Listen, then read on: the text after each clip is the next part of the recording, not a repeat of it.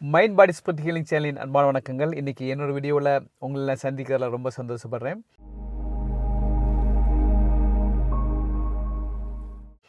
இன்றைக்கி நம்ம ஒரு கதை நான் உங்களுக்கு சொல்ல ஆசைப்பட்றேன்.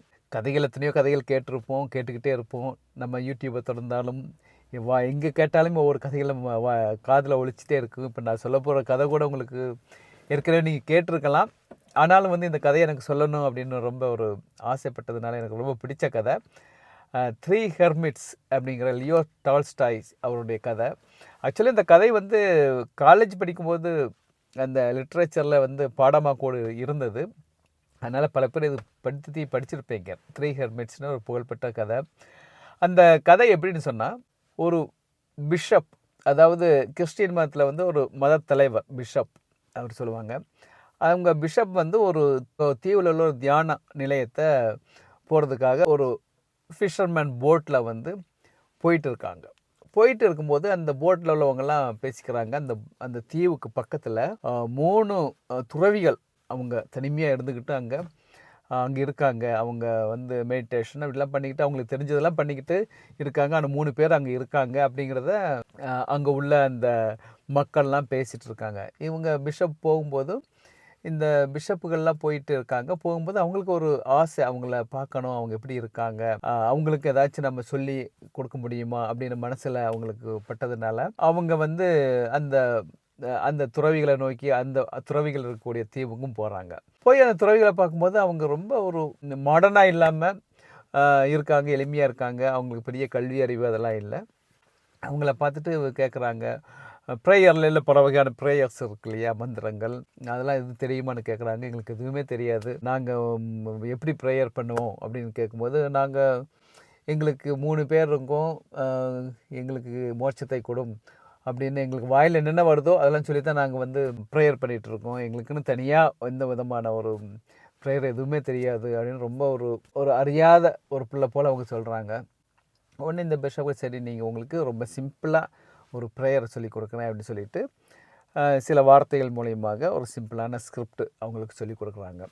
இப்படி நீங்கள் ப்ரேயர் பண்ணுங்கள் அப்படின்னு சொல்லிட்டு அவங்க 3 பேருக்கு ரொம்ப ஒரு சந்தோஷம். ஏன்னா பரவாயில்ல, நமக்கு ஒரு மோட்சம் கிடச்சிரும், மீட்பு கிடச்சிரும் அப்படின்னு சொல்லிட்டு ரொம்ப ஒரு சந்தோஷமாக 3 அங்கே உள்ள அந்த 3 துறவிகளும் அதை மனப்பாடம் பண்ணி பண்ணி பண்ணி பண்ணி பார்க்குறாங்க. பண்ணிட்டு ரொம்ப சந்தோஷமாயிடுறாங்க. அப்புறம் இந்த பிஷப்புகள்லாம் அங்கேருந்து அந்த தீயை விட்டு வந்துட்டுருக்காங்க.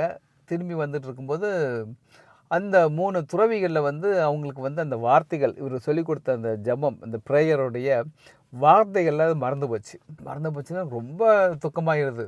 ஐயோ, நம்ம பிஷப்புகள்லாம் நம்ம இதை விட்டுட்டு போகிறாங்களே, நம்ம மறந்துட்டுமே ப்ரேயர் வார்த்தைகளேன்னு சொல்லிட்டு அவங்க அங்கேருந்து கத்தி கத்தி கூப்பிட்றாங்க. இவங்க திரும்பி போகக்கூடிய சூழ்நிலையில் அந்த பிஷப்புகள்லாம். அப்புறம் திடீர்னு பார்த்தா அவங்க 3 பேரும் எனக்கு மந்திரத்தை சொல்லிக் கொடுங்க, மறந்துட்டோம் அப்படின்னு சொல்லிட்டு ஓடி வர்றாங்க. இந்த பிஷப்புகள்லாம் அவங்களை திரும்பி பார்க்குறாங்க. அவங்க ஓடி வர்றாங்க. எதில் ஓடி வர்றாங்கன்னு சொன்னால் அந்த தண்ணியிலையே அப்படி ஓடி வர்றாங்க. இதை பார்த்துட்டு அந்த பிஷப்புகளுக்கு ஓடி இவங்களுடைய போட்டை பிடிச்சி அந்த அந்த ப்ரேயரில் உள்ள சில வார்த்தைகளை மறந்துட்டோம், திருப்பி அவங்களுக்கு சொல்லிக் கொடுங்க அப்படின்னு அவங்க சொல்லும்போது இந்த பிஷப்புகள் அவங்கள பார்த்து அதிசயப்பட்டு, உங்களுக்கு எந்த ப்ரேயருமே வார்த்தைகள் எதுவுமே தேவையில்லை, உங்களுடைய நிலையே உங்களுடைய மோட்சத்துக்கு அடைச்சிட்டு போயிடும். அதனால் ஏன்னா தண்ணியில் அந்த ஆர்வத்தினால தண்ணியில் நடந்து வரக்கூடிய அளவு உங்களுக்கு ஆர்வம் இருக்குது, ஆற்றல் இருக்குது. அந்த நிலை உங்களை அந்தளவுக்கு உயர்த்தி இருக்குது. அதனால் உங்களுக்கு வார்த்தைகள்னால் வரக்கூடிய ப்ரேயருங்கிறது அவசியம் இல்லை. ஆல்ரெடி நீங்கள் மோட்சத்துக்கு போயிடுவீங்க, நாங்கள் தான் உங்கள்கிட்ட கற்றுக்க வேண்டியது இருக்குது அப்படின்னு சொல்லி அந்த கதை முடியுது. இதில் பார்த்தீங்கன்னு சொன்னால் இந்த கதையுடைய மீனிங் புரிஞ்சிருப்பீங்க.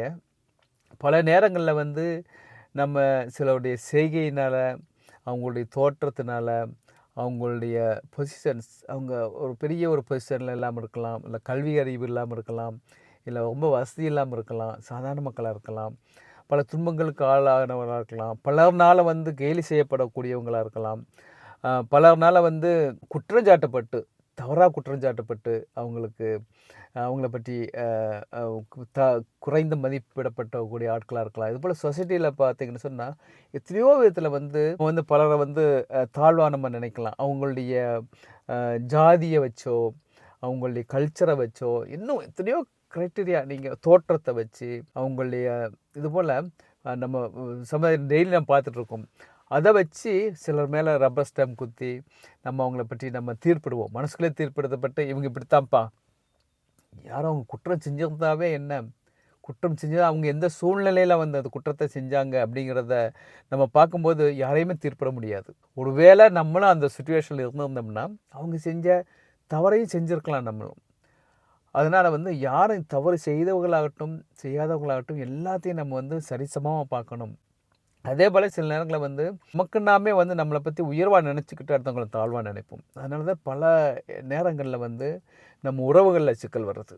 கணவன் மனைவிக்கு இடையே இருக்கலாம், நம்மளுடைய நண்பர்கள் கூட இருக்கலாம், உறவுகளில் இருக்கலாம், சமுதாயத்தில் பல இடங்களில் வந்து நம்மளை நாமே உயர்வாக நினச்சிக்கிட்டு இருக்கும்போது நமக்குள்ள வாழ்க்கையில் பல கஷ்டங்கள் முரண்கள் வரும். எப்போவுமே எந்த சூழ்நிலையிலையுமே நம்ம வந்து யாரையுமே தீர்ப்பிட்டே பார்க்கக்கூடாது. அவங்க எந்த நிலையில் இருந்தாலுமே அவங்களுக்குள்ள ஒரு உயர்ந்த நிலையில் அவங்க இருக்கலாம். அது வந்து நமக்கு தெரியாது. அதனால் எப்போவுமே நம்ம இந்த கதையிலேருந்து புரிஞ்சுக்கூடியது அவங்க பெரிய படித்தவங்க. அந்த பாருங்க, அந்த 3 துறவிகளும் படிக்காத ஆட்கள் தான். ஆனால் அவங்களுக்குள்ள பியூரிட்டினால் அவங்க எங்கேயோ உயர்ந்து போயிட்டாங்க. அதே போல் எத்தனையோ இடங்களில் வந்து நம்ம நினச்சி பார்க்காத ஒரு உயர்ந்த இடங்களில் இருப்பாங்க பல பேர்.